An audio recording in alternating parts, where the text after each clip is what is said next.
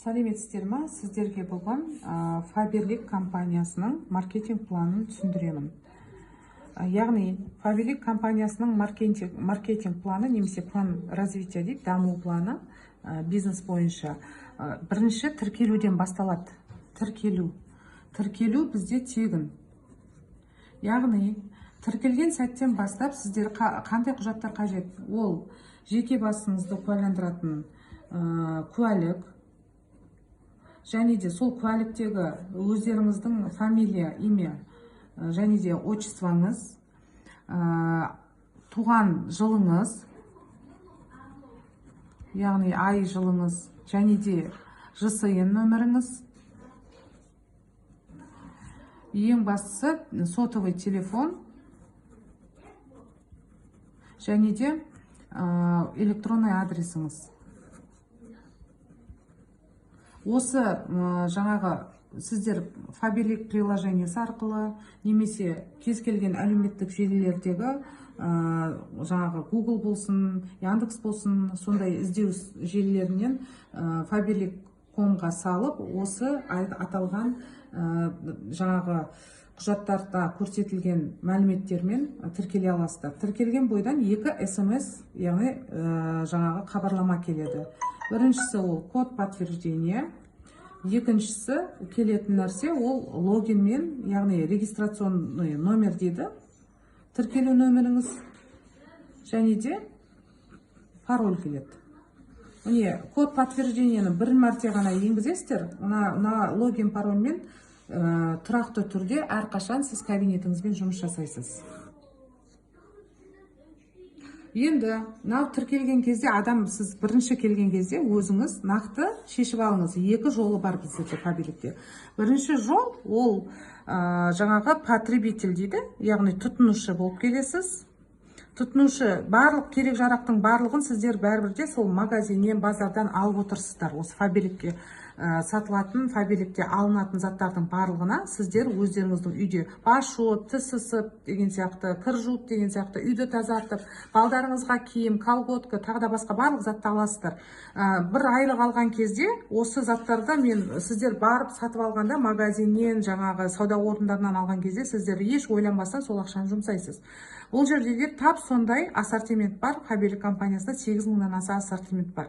Ол не береді тұтынушы болып кірудің өзі? Сіз тұрақты түрде 20% жаңа жеңілдік аласыз. Жеңілдік дисконт дейді ғой, былайша айтқан кезде. Және де тұтынушы болып келген кезде шарт подаркасын аласыз. Старттық белгі бойынша 9 рет шарт подаркасын аласыз.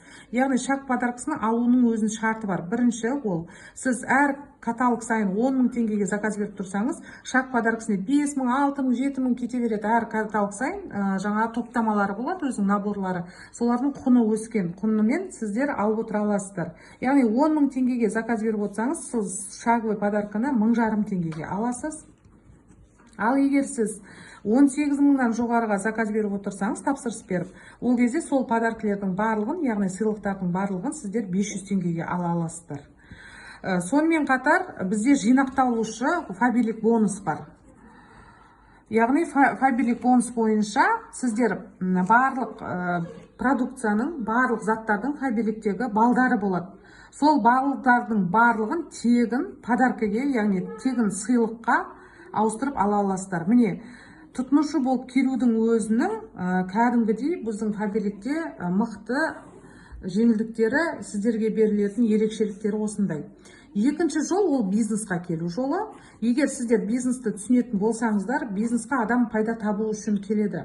Сондықтан бизнестің өзінің заңдылығы бар. Ол тауары айналым дейді, яғни товар оборот дейді орысша айтқанда, тауар айналымы, яғни бізде 50 балл. 50 балл дегеніңіз, егер сіз қалай зат аласыз, компанияда толық балдар бар, және де жартылай балдар бар. Акциялық заттар, немесе қосымшарына біздің киім-кешек, ыдыс-аяқ, тағы басқа заттардың балдары жартылай болып келеді. Мына өзіміздің зауыттардан шығарылатын жаңа бет күтіміне арналған, бояндыруға арналған косметикалар, және де жаңағы үйдің тазартуға арналған тұрмыстық заттардың барлығы толық балмен келеді, егер акцияға қатыспаған болса. Сондықтан бізде тауар айналым 50 балыңыз, 50 бал дегеніңіз, ол жоқ дегенде 20.000 теңге мен 40.000 теңгенің арасын құрайды. Енді сіз қандай зат аласыз, соның балына байланысты. Және бұл жерде де шаг подаркасын алып отырасыздар. Шаг подаркасын сіздер 9 рет 500 теңгеге алып отырасыздар. Және де жинақталу бойынша да тегін сыйлықтар аласыздар. Сыйлықтары деп жазып қояйын. Енді бұл ең бастысы емес. Бізде бизнесқа келген кезде жаңадан келген адамдар мынандай қателік жібереді.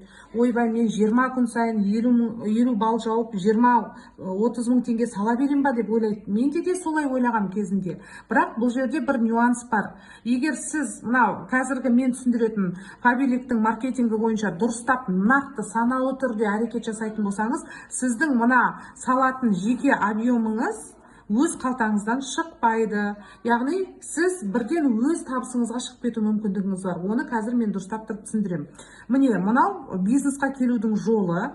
Және бізде мынандай формуласы бар. Фабиликта жаңағы өзі мына сіз команда құрып, структура дейді ғой, яғни құрылым жасап, команда құрсаңыз, онда мына компаниямен берілген объем бар бізде. Яғни маркетинг бойынша берілген объем, оны көбейтесіз 1 балға. Бізде 1 балыңыз 1 бал 300 теңгеге тең айлық есептеу бойынша. Яғни көбейтесіз процентке. Ол процент дегеніңіз маркетинг план бойынша бекітілген процент болып саналады. Оны немесе менің жоғарымнан наставниктер болсын, басқа адам өзгерте алмайды. Бұл нақты қалыптасып қалған заңдылық Фабилик компаниясындағы. Және енді оны қалай есептейміз? Мынау сіз өзіңіздің 50 немесе 100 балыңызды жауып тұрсыз. Біздерде мысалға, егер сіз 100 бал жабатын болсаңыз, жеке объемыңыз, ол кезде сіз VIP консультант деген атаққа ие боласыз. Оның өзіндік ерекшелігі бар. VIP консультант туралы мен келесі видеода түсіндіріп айтып берем сіздерге. Мына жерде 50 бал енді бізде табысқа шығу үшін 50 бал жабасыз, ал егер VIP консультант болып тағы да қосымша жеңілдіктерге ие болам десеңіз, онда 100 бал жабасыз. Енді сіз бірінші мен бұлай түсіндірем адамдарға. Сіз келген бойдан сіз мына жерде маркетинг бойынша бізде 100 бал жабуға болады командамен, 200 бал жабуға болады командамен, 600 бал жабуға болады командамен, мысалға 1000 бал жабуға болады. Онан да жоғары жаңағыдай осындай балдар бар. Мен бірінші стрелкамен көрсететінім, келдіңіз ба, 50 балды жаптыңыз, товар оборот. Мысалы, сіз басқа сауда орнында жұмыс жасайтын болсаңыз, сауда-саттықпен, кәдімгі тұрмыстық сауда-саттықпен жасайтын болсаңыз, сіз 20-30 мың теңгеңіз немесе 40 мың теңгеңіз сіздің баратын жолыңызға да жетпейді былай алған кезде. Сондықтан мына Фабилик компаниясындағы бизнесқа келіп жатсаңыз, саналы түрде сіз бұны да бизнес табыс табудың көзі ретінде саналы түрде қарауыңыз керек. Сондықтан егер сіз ыңырсып, ыбылжып, ызыңдап, ой, мен мынау болады ма, болмайды ма деп өзіңізге күмәнданатын болсаңыз, тұтынушы болып жүре беруіңізге болады. Ал бизнесқа келдіңіз ба, сізде бизнес ниет болу керек, бизнес мышление дейді, яғни бизнес ой өрісі болу керек. Сондықтан бұл жерде біздің бизнестің нақты бағдарламасы ол құрылым құру, яғни команда жасау. Енді сіз келген бойда мен бірден айтатын 1000 балға шық командамен, өзіңнің 50 балыңды жауып тастап, немесе 1500 балға шық деймін. Себебі, егер сіз ойлап қараңыз, 1000 балға шығатын болсаңыз, мысалға, оны көбейтейік 300 балға, яғни 1 балымыз 300 бал дедік жаңа, оны көбейтейік, мысалға 1000 бал дегеніңіз ол 12% да, мысалы командамен ғой, ол жерде команданың бір адамыңызды айталық сіз 200 балға шығарып тұрсыз делік, яғни ол 6% міне мына жердегі. Бір адамыңызды айталық сіз жаңағы 9%-ға шығарып тұрсыз делік, 600 балға. Тағы бір командаңыздағы бір мысалға адамыңызды 250 балға тоже 6%-ға шығарып тұрып делік айталық. Сонда сізде қарап отырсаңыз, 3 адам әкелдіңіз ба, 3 адамыңызды да команда құрғызып үйретіп жатсаңыз, бағыт-бағдар беріп, мотивация беріп, сіз уже командалық құрылымыңызбен өзіңізді қосқан кезде 1000-нан аса бал жасап тұрсыз. Енді бұлай есеппен алғанда 1000 бал деп алсақ, енді қараңыз, 1000 бал көбейтесіз 12%-ға, иә? Қазір оны дұрыстап есептейміз. 1000 балды 300 теңгеге көбейткен кезде 1000 балды сіз көбейтіңіз 300 теңгеге, көбейтіңіз 12%-ға. Сол кезде 36 мың теңге шығады, ол сіздің командаға берілетін құрылымыңыз. Мысалы, сіздің командаңызда 3 адаммен шықтыңыз дедік қой. мынаны былай сызып тастайық. Яғни 3 адамыңыз. Сіз общий командаға 36.000 теңге беріліп тұр. Яғни сіздегі жаңа бірінші адамыңыз дейік, А дейік мысалға, ол 200 балл жапты делік. Екінші адамыңыз ол да 200 балл жапты делік. Үшінші адамыңыз мысалға ол мысалға 600 балл жапты делік. Енді бұлай есептейміз. Общий есептелінді. Енді 200 балды көбейтесіз жаңағы 300 теңгеге, көбейтесіз 6%-ға. Бұның барлығын сіз үшін компанияның системасы, сіздегі партнер бағдарламасы өзі есептеп береді. Мен сіздердің түсінулеріңіз үшін айтып отырмын. Сонда Б-да 3600 теңге алып тұр, дұрыс па? Командалық табысымен. Ал 600 балл жасаған, мысалы Г деген кісі үшінші адамыңыз. 600 балды көбейтеміз 300 теңгеге, көбейтеміз жаңағы уже 9%-ға. Көрдіңіз ба? Мына жерде жаңа көрдіңіз, 600 балл жасаған адам уже 9%-ға шығады деген сөз. Енді ол кісінің табысы командасымен 16.200 теңге екен, яғни жаңа общий бізде 36.000 теңге болды. Сол 36.000 теңгеден 3.600-ді, 3.600-ді және де 16.200 теңгені алып тастаймыз. Яғни көрдіңіз, сіздің құрылымдағы адамдар қалай еңбек жасайды, төменнен бастап бізде табыс саналады. Яғни енді қалай 36.000 теңге аламыз, 3.600 жаңағы вознаграждениесі табысы, аламыз 3.600 бұның табысы, одан кейін 16.200 теңге Г-ның табысын алған кезде бұл жерде 12.000 теңгеде 600 теңге шығып тұр. Яғни сіздің мына жерде 1000 балл жасаған кезде табысыңыз жоқ дегенде 12.600 теңге. Одан да көп табуға болады. Мен просто аз нәрсемен келдірдім. Сіз мына жақтан потребитель жібересіз. Мүмкін мына жақтан тағы бір 100 балдық аяқыңыз, ол сізден таза 1000 емес, 1300, 1200 балл болды. Соған байланысты есептелінеді. Мысалға сіз дұрыстап аяқты көбірек жасасаңыз, сіздікі мына жердегі табысыңыз 20.000, кеше біз есептеп көрдік, мысалға 20-21 мың болып шығуы мүмкін. 12.000-нан жоғары 12-20 мың шыққан кездің өзінде, мысалға келесі каталогта салатын жеке объемыңыз 50 балыңыздың 20-30 мың теңгесі, мысалға айталық, сіз 30 мың теңгеге заказ беріп тұрсыз, сізде 20 мың теңге шығып тұр делік 12%-да, немесе 12.600 шығып тұр делік. Мысалға айталық, сіз келесте 30 мыңға 50 балға заказ беріп тұрсыз, айталық, одан 20 мың теңге сізге жаңағы 12%-ға шығып тұрса, сіз бар жоғы 10 мың теңге төлейсіз. Яғни мынау сіздің табысыңыз шыққан, мына алынатын объемыңыздан шегеріліп қалады. Ал егер айталық, сіз ол мысалы кеше біз косметикалармен заказ беріп көрдік, сонда 22 мың теңгеге шықты 50 балл. 22 мың теңгеден мына 12.600 шықсын дейік сізге. 12.600 алып тастаған кезде сіз 9.400 теңге ғана төлейсіз. Түсіндіңіз ба? Неге бұл бизнес вложениесі жасауға болады дейтініміз? Бұл бизнесті сіз жасауға кіріссеңіз, ол кезде сіз тек қана жаңа салған 50 балды ойлап 20 күн уақытты терять етпей, күнделікті командамен жұмыс жасау керек. Себебі біздегі бір жіберетін қателіктер адамдардың жұмыс жасағысы келеді, бірақ ешқандай қимылсыз. Мысалы, сіз мұғалім болып жасайтын болсаңыз да, педагог болып жасайтын болсаңыз да, сіз аймақай барып, күнде жұмысқа бармасаңыз, сіз айлығыңызды алмайсыз. Немесе сауда жасайтын болсаңыз да, тек затты апарып, пәленбай 100 мың ақшаны миллиондап салып, ол затты үйге әкеліп қоятын болсаңыз, ол сізде де ешқандай табыс болмайды. Сіз жүгіріп жүріп сатасыз, немесе жаңағы сауда орнын ашасыз деген сияқты. Күнде әрекет жасайсыз. Немесе Инстаграм ашып, жаңағы әкелген затыңызды нәски болса да сатасыз. Яғни бұл жерде де, бұл да бизнес, фабрикте тап сондай бизнес. Бұл жерде де күнделікті әрекет қажет. Мысалға, енді командамен 1000 балл жабатын болсаңыз, командаңызбен, сізге жоқ дегенде 50-60 мың теңге ақша шығады, мысалға табыс 20 күнде. Енді ойлаңыз, 1000 балға бірден келді, 50 балл жаппай, бізде бір период, яғни бір каталог деп алайық та, каталог дейді, бізде кезең дейміз, период дейміз.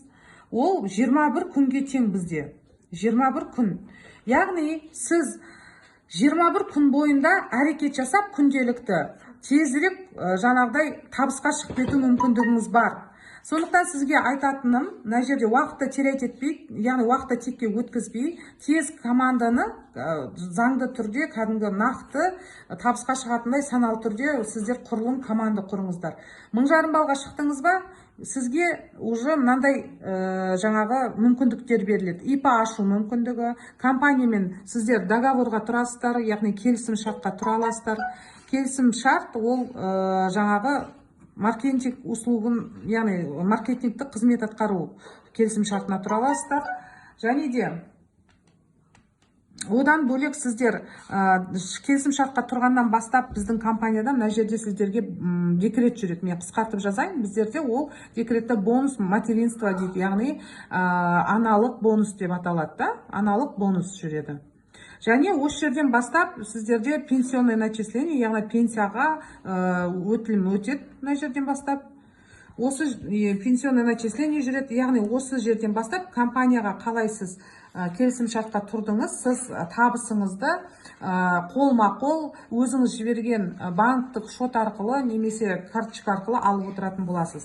Енді келесі саты бізде договорға тұрып алғаннан кейін сіз әр табысыңызды қолма-қол алып тұрасыз. Егер сіз 2000 балл командамен, онда мұндағы адамдарыңызды өсіріңіз біреуін 1000 балға, мысалға командасымен. Онда да құрдың ғой, оның астына да адамдар келіп атады дегендей. Мен қазір тағы да бір түрімен түсіндірем маркетингті. Мына жерде 2000 балл жасасаңыз 19%, 70-80 мың, 90 мың табыс алып атасыз. Бірақ біздерде мен бірден 1500 балды көрсетем, және де 3000 балды көрсетем. Себебі командамен 3000 балл жасайтын болсаңыз, сіз ол кезде директор статусын ашасыз, директор мәртебесін ашасыз, 23% өзіңіздің командаңыздан, бүткіл жасап тұрған товар оборотынан, товар айналымынан сіздер 23% директорский жаңағы табыс көресіз, директорлық табыс көре аласыз. Енді ол 3000 балл дегеніңіз орта есеппен 150 мың теңге 20 күнде табыс аласыз. 150 мың теңге орта есеппен табыс бір кезеңде, яғни бір каталогта. Енді ойланып қараңыз, егер сіз бір каталогта 150 мың табыс алып отырсаңыз, 8 каталогта, егер 8 каталогта 150 мың теңгеге көбейтсек, мысалға, яғни 8 каталог дегеніңіз 6 ай, директор статусын ашқаннан бастап 6 айдың ішінде сіз 150 мыңнан есептегенде 1 миллион 200 мың теңге табыс көреді екенсіз. Сіз ойланып қараңыз, сізде осындай табыс болса, қандай өзіңіздің мұқтаждығыңызды жүзеге асырар едіңіз өмірдегі.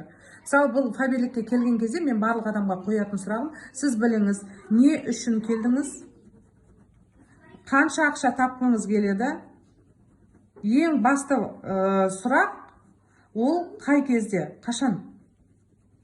Яғни мерзім болу керек адамда. Осы үш сұрақ, сіз фабрикке директор болу үшін емес, сіз өмірдегі бір мәселеңізді шешу үшін келдіңіз. Мысалға айталық, сіз бір жаңағы 10 миллионның бір бөлмелі үйін алмақшы болсаңыз, мысалы айталық, сіздің 6 айдағы жалақыңыз, табысыңыз, жалақы деген сөз жоқ бізде, 6 айдағы табысыңыз 1 миллион 200 мың болса, сонда бір жылда сіз 1,5-2 миллион жоқ дегенде табыс аласыз бұл жерде. Ал егер қазір мен тағы түсіндірем, команда өсіре бастасаңыз, одан да көп табыс. Яғни сіз бір жылдың ішінде 10 миллионның үйін ала аласыз деген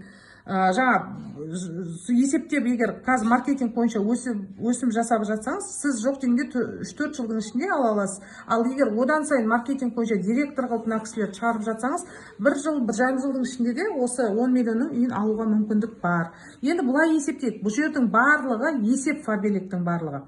3000 балды алыңыз да бөліңіз 20 күнге, сонда күніне 150 балдан келеді сіздерге. Яғни командаға 150 бал объем жасау күніге. Мысалы айталық, 3 адамды, сіз көп адамдар әкелдіңіз, 10 адам, бірақ соның ішінде 3 адамды жаңа А, Б, Г-ні ұстап тұрсыз, сол 3 адамға күніге 150 балды бөліп тастағанда, командамен күніге, командасымен, ол потребитель әкелемақ, элетик бизнесқа әкелемақ, 50 балдан қадағалап отырсаңыз, отчет бойынша фабриліктегі, сіз 20 күннің ішінде 3000 балға шыға аласыз.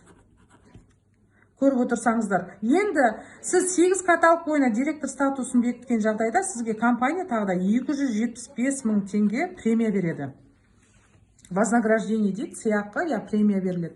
Сонда орта есеппен бізде жай шыққан директордың өзі 1 миллион 475 мың теңге табыс ала алады. 6-7 айдың ішінде директор статусын ашқаннан бастап. Көрдіңіздер ма?